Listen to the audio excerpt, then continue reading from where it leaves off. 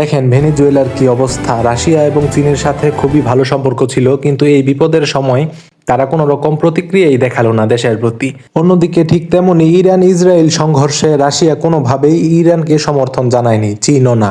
তারা তাদের নিজের স্বার্থকেই বেশি প্রাধান্য দিয়ে থাকে। আমাদের যখন বাংলাদেশ ভারত যুদ্ধ বা এরকম কিছু প্রসঙ্গ ওঠে, তখনই আমরা সবাই বেশিরভাগ মানুষজন বলে ওঠে চায়না বা পাকিস্তান এরা নাকি সহায়তা করবে।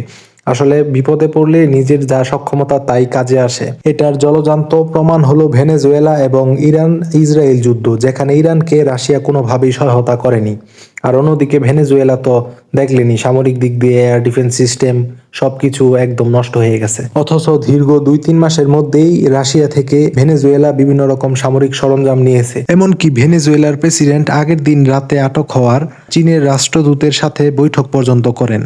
চীন এবং রাশিয়ার সাথে এত ভালো সুসম্পর্ক থাকা সত্ত্বেও তাদের এই বিপদের সময় তেমন কোনো প্রতিক্রিয়া করতে দেখা যায়নি। চায়না এবং রাশিয়া কখনো সামরিক সহায়তা দিয়ে কোনো মিত্রকে আজ পর্যন্ত সহায়তা করতে দেখা যায়নি বিপদের সময়। এমনকি ভেনেজুয়েলায় যখন আক্রমণ হয়, আক্রমণের পরবর্তী সময়ে ভেনেজুয়েলা থেকে দ্রুত চায়নার রাষ্ট্রদূত পালিয়ে যায়। উল্লেখিত দিকগুলো বিবেচনা করলে দেখা যায় চীন এবং রাশিয়া সবসময় তাদের নিজেদের দিকগুলো এবং নিজেদের স্বার্থকেই প্রাধান্য দিয়ে থাকে।